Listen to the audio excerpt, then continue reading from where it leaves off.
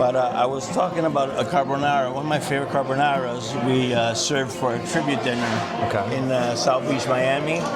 And Mark Fergione had little mason jars with instructions of the carbonara. So before we served the carbonara, we put in the hot water. Okay. And when they placed them on their seats, it was the first course, it says shake it up and drop it on your plate. Oh, so essentially you're emulsifying on there. Holy If I find that picture, I will send it to you. Yes, please. Because I have a picture with Mark Fergione with the mason jar. With the mason jar. And it was one of the coolest things. Yeah, because you're able to go out and get a piece of that. Yeah, what's going on? Because he had to make 500. So by prepping those mason jars was probably a heck of a lot easier than it was any other way. And plating it. Yeah. So that little tag on it says shake and pour it in the plate. That's fantastic. Yeah. And that was one of the best ways to go out and do it. Yeah. But that wouldn't be a traditional carbonara, right? That would be his version and his flair on it? His flair, but he did the traditional flavors. That's fantastic. Now, did you get this bread from anywhere special? No, my family's very, very picky on breads. So Nico, Luca, they like brioche bread. Milo and Noah love artisan hard breads. So this is like a artisan, like a ciabatta. Okay, in between. Yeah. They love when I make pizza dough. They like homemade pizza. I mean, who doesn't like homemade pizza, especially when it's cooked in your kitchen, right? Yeah. So through all my culinary career, I was a private chef, say 6 to 7 times, and people ask me, "Is it difficult?" And sometimes, because you have a family of 6, and they all want different things. So how do you set a menu like that up for a family of 6? Is it based off a decision of what's going on? Like, how does that work? No, you have no choice to give them what they want. To give them exactly what they want. So one of the kids wanted a thick bacon BLT. Right before dinner. Right before dinner? Right before dinner. So a pre-dinner snack was a thick cut bacon BLT. Yes. Bananas. Yeah. One of the children were allergic to cilantro, so I would have to. And Lomos, he was a Peruvian. So Lomo Saltado? Yeah. So he was a what do you call him? My principal. He was a Peruvian venture capitalist, and the Lomo Saltado has a ton of cilantro. Oh yeah. So for his son, I would have to make something different every single time. So what I'm getting at is my kids are the same. So you're saying that your kids, since because of your professional career, you have now been trained to cook 4 different entrees for the kids at home. So Luca likes tomato sauce. Nico doesn't like tomato sauce. Noah loves rice. So for 4, 5 people, I make different things. Well, only if you had, 30 years of experience doing something like this, Well, the challenges that I had was my clients would go, let's say, they'll go to Nobu. Yeah. And they'll buy a whole bunch of food. And they'll bring it. And they'll go, you need to replicate this. Well, because isn't Nobu famous for their miso, their miso glazed salmon? Dumplings, the miso glazed salmon. So they literally just brought it back. They went to Nobu and they're like, hey, by the way, remake this for me. And you just have to try it and try to replicate a whole entire entree. No, I got it because after COVID, I got a job. I went back to the Caribbean and I ran an Asian Thai themed 5-star hotel. Ooh, okay. And the miso cod came in. You got to marinate it at least 24 hours ahead of time. Yeah. I like it a little thicker. Okay, so you want Because what pasta would you be considered making here? Not spaghetti. You're just making it's like a linguine. Like a linguine. Yeah. And we're just rolling. And so you want a little bit thicker. You're gonna feel a little bit on the hand. And you just know, right? Like yeah. You know how thin you're trying to accomplish, how thick you're trying to accomplish. Once you do it, you'll see how how it looks.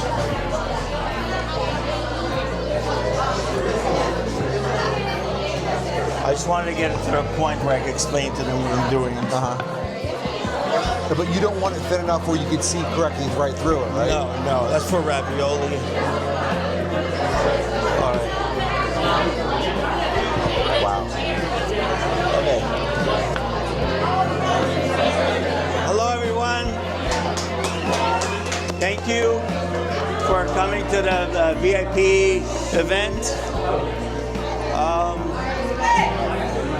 I'm gonna walk through how to make a real carbonara from scratch.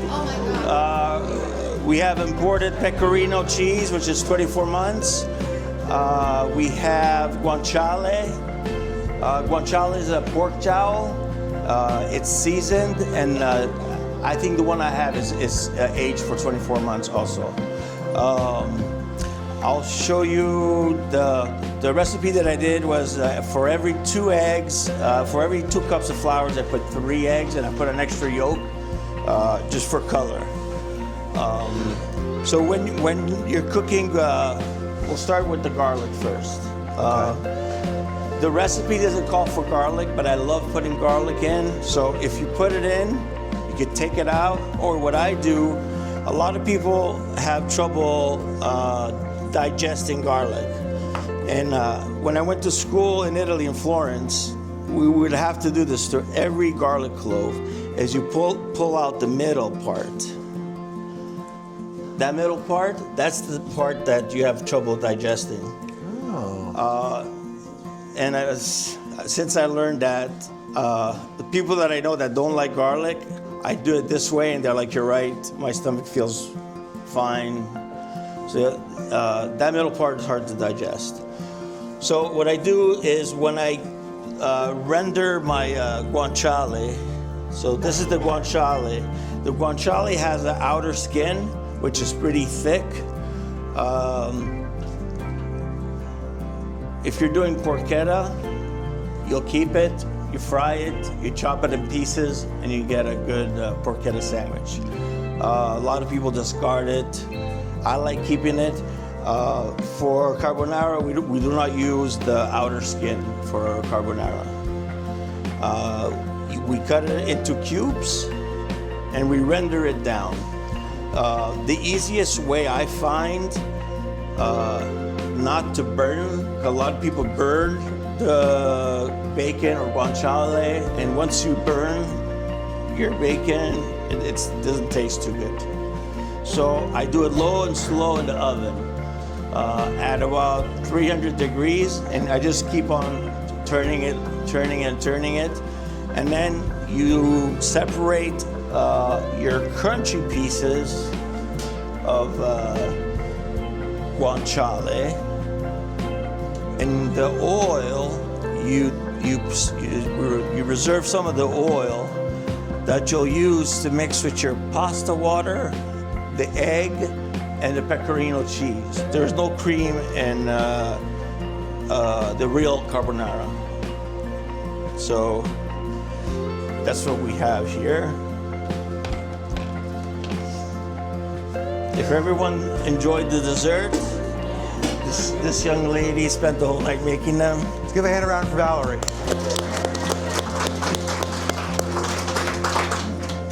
She's very, very good at doing desserts. So the pasta, if you don't have the KitchenAid, you could hand roll it. You could even use if you don't have a roller, you could use a wine bottle.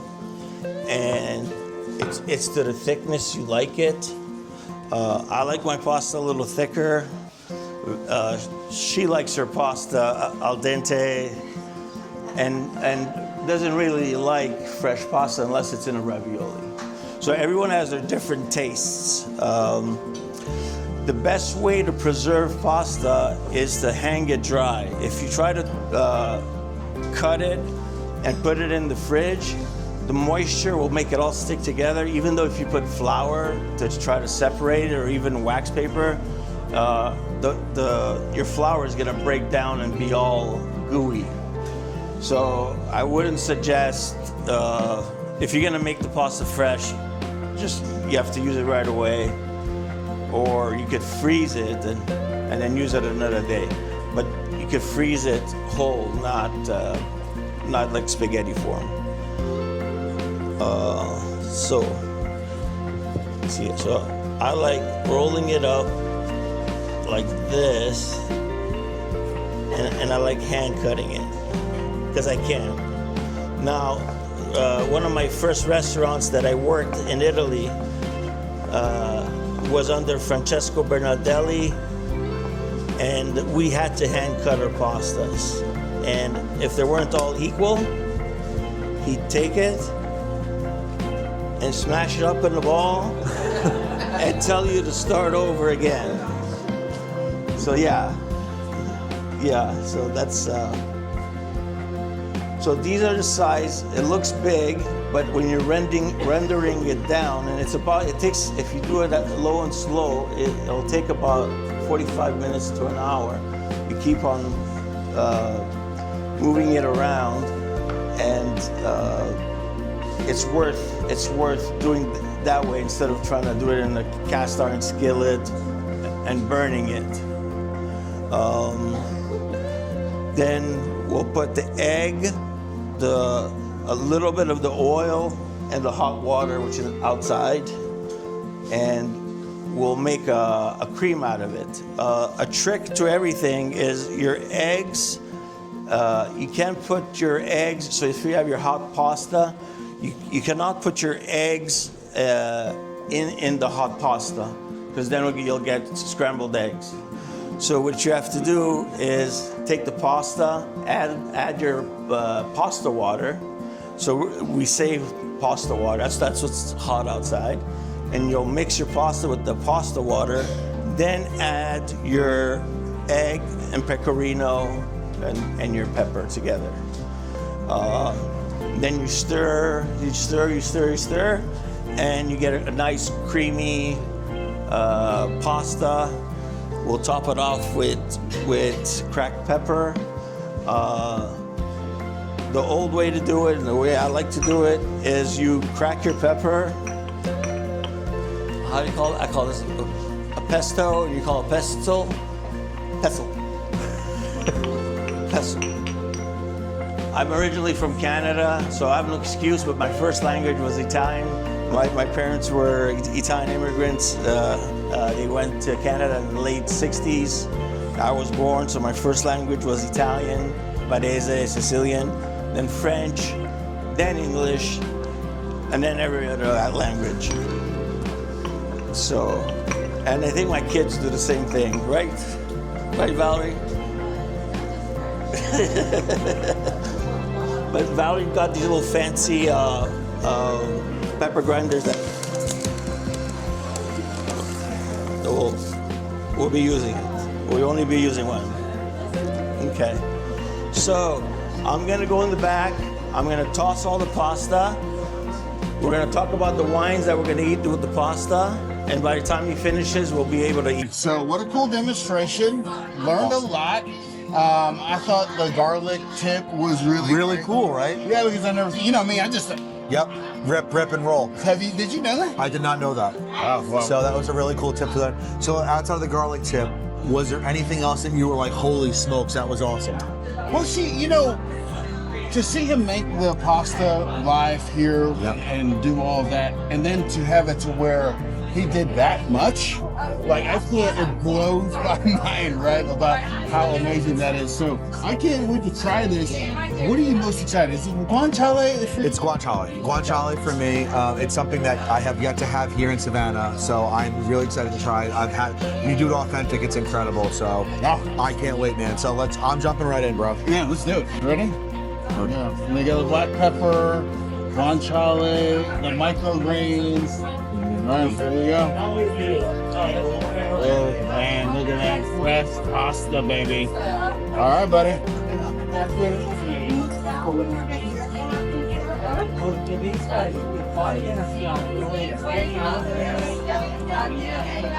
Yeah, he's right. The salt is carried through by the guanciale. Now, have you had real carbonara before? Never. I mean, so being as where can we say where do you have it fresh before? I've had it at a couple of authentic Italian restaurants up in New York, and I can say this: I've never had it homemade like this. Right. But To see the process from start to finish, it's just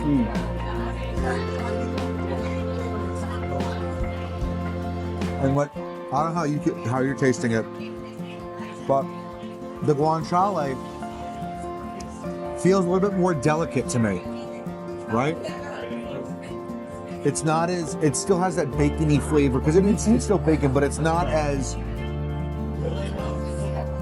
harshly smoked, for lack of a better term, I want to say. well, because he said he slow rendered it. Yeah, slow rendered everything out of it, but Because you get that hard fried, really salty, but this. I mean, for me, I like the way the salt level is. For you, this is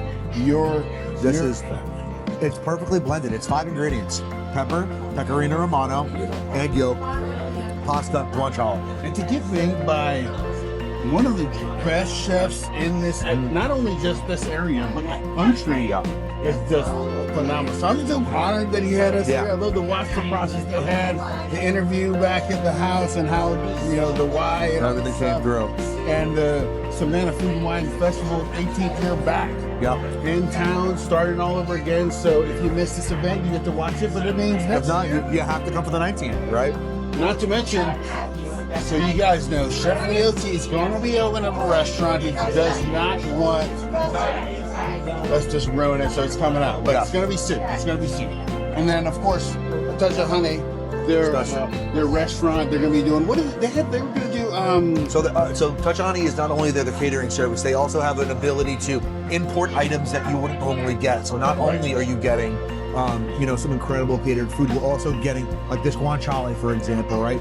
There's a need in a niche in a certain market where there's just certain ingredients that you just can't get here in Savannah locally, right? So they're able to help bridge that gap, which is awesome. And obviously it's the team of Chef Roberto Leoci and his lovely wife, Valerie. So super excited about what they have to offer. once again, like tons to come from Chef Roberto Leoci. I'm telling you right now. And they also do the private chef. So if you want to have a dinner, or you set up like your own VIP dinner, where you bring your friends and family, they can do that. They can private chef for you. So he's done it for someone. I mean, for me, I thought it was really cool. His Luke Rockholm. Yeah, because you're a dude, just say it. And that's it for this episode of Savannah's Nooks and Crannies. Where we find the good stuff one bite at a time. Next episode, we're covering the Savannah International Food and Wine Tasting. I can't wait to show you guys what we went through. We got to see a bunch of restaurants there. What did we see there? We got to see Vicks on the River. We got to see Audley Station. We got to see Castaways in the Sandfly and Yayas. Oh, it was so good. And we got to interview all the chefs and the owners, so you definitely don't want to miss it. And if you're enjoying the content we're putting out, make sure you comment, like, and subscribe on the YouTube page. And make sure you're following Savannah's Nooks and Crannies Instagram page. So stay curious. And stay hungry.